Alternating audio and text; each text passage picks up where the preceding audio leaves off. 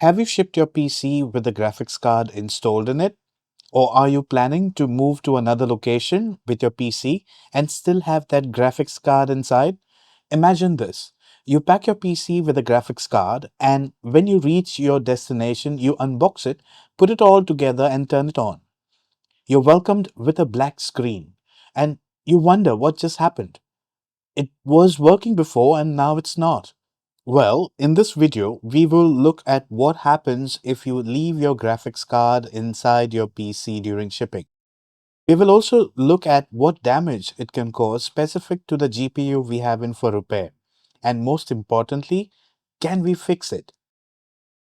Hi, my name is Fraser and welcome to GPU Solutions. Today we have this EVGA RTX 3070 which gives us error code 43 after Windows tries to install the drivers. This GPU was shipped to Philippines while installed in the PC.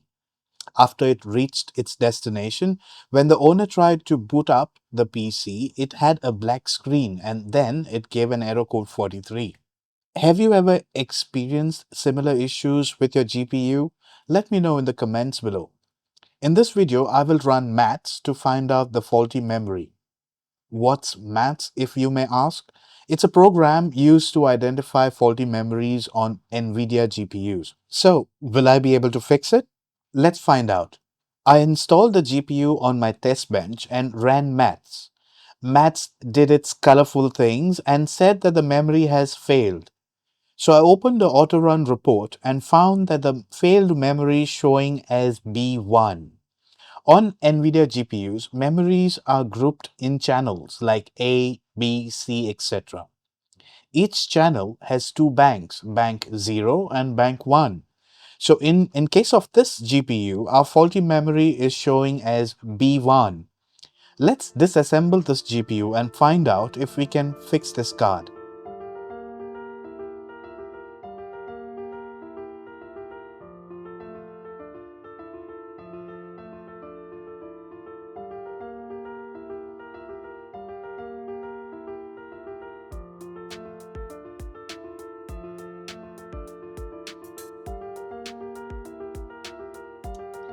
Now with this GPU disassembled, I will quickly warm up the board and prepare to remove the known faulty memory. I will use my Atom ST862D hot air station to do this job. The temperature is set at 420 degrees C and airflow at 60%. So let's start.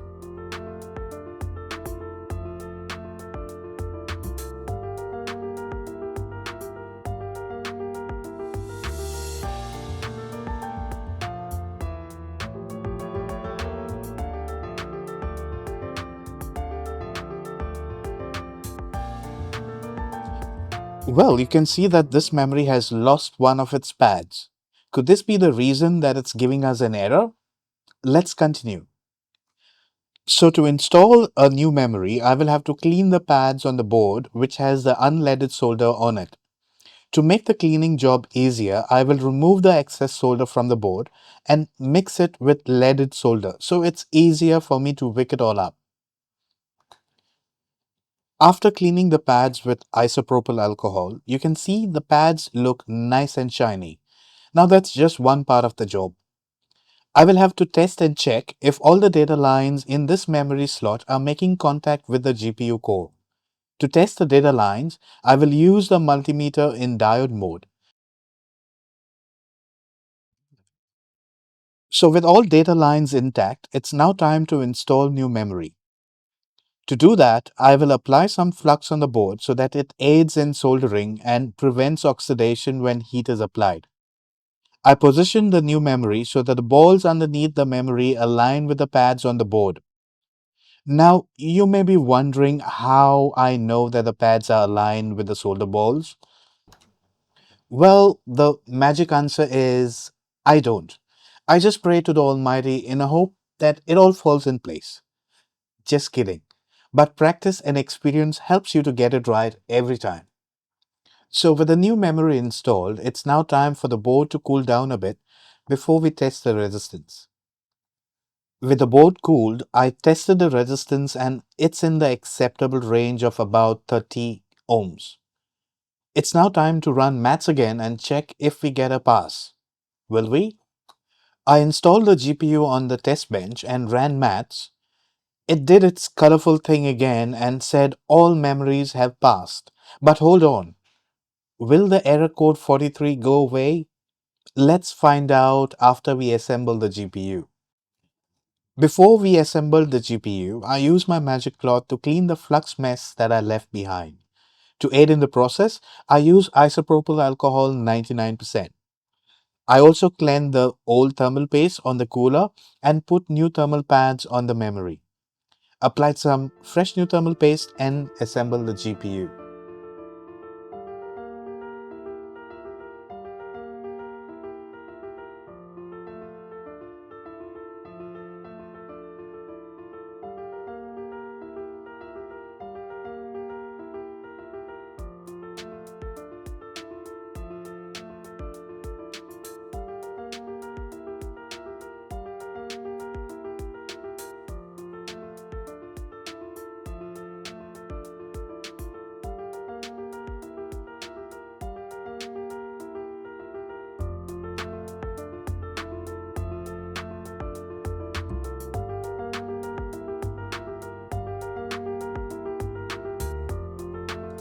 It's now time to test this GPU in Windows. Will it load the drivers? Well, guess what? The drivers have loaded, but wait. Will it be stable when I throw in some stress test? It's running firmark now and the GPU load is at 95% and memory controller at 89%. It's holding well so far. Okay, so what about heavens?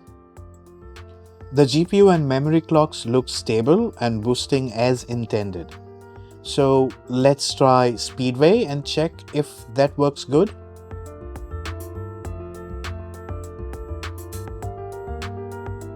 It's holding pretty well. Looks like we managed to fix this GPU to its original state. We were lucky that this was all the damage that was done because of shipping. Trust me, I have seen worse, and that's for another video. I hope you liked and enjoyed watching this video. If you did, please hit the like button and subscribe for more content like this. If you want to support this channel, you can join with a monthly contribution or use the thanks option as a one-time. Every bit helps. Thank you for watching and I'll see you in my next video. Bye for now. Cheers.